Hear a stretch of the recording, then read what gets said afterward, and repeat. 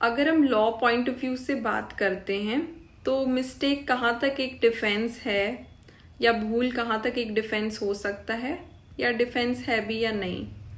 तो मिस्टेक दो टाइप की होती हैं। पहली मिस्टेक होती है फैक्ट पॉइंट ऑफ व्यू से, मिस्टेक ऑफ फैक्ट, और दूसरी मिस्टेक होती है मिस्टेक ऑफ लॉ।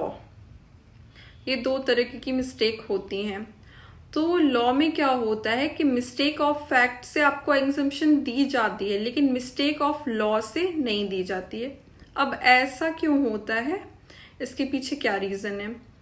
तो हमारा मानना ये है कि अगर आपसे कोई क्राइम हो गया है, कोई गलती हो गई है फैक्ट पॉइंट ऑफ व्यू से, तो वो एक मिस्टेक हो सकती है।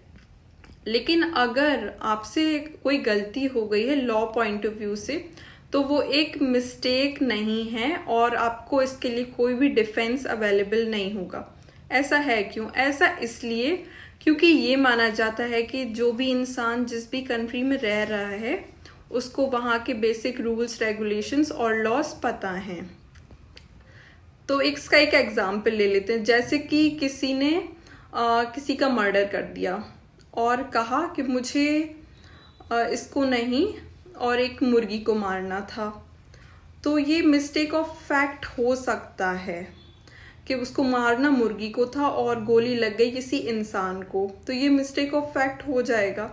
लेकिन वहीं अगर कोई इंसान कहता है कि मैंने इसको मार दिया और फिर पुलिस आती है उसको पकड़ लेती है, तो वो कहता अरे मुझे तो पता ही नहीं था कि मर्डर करना कोई क्राइम होता है, वरना मैं नहीं करता।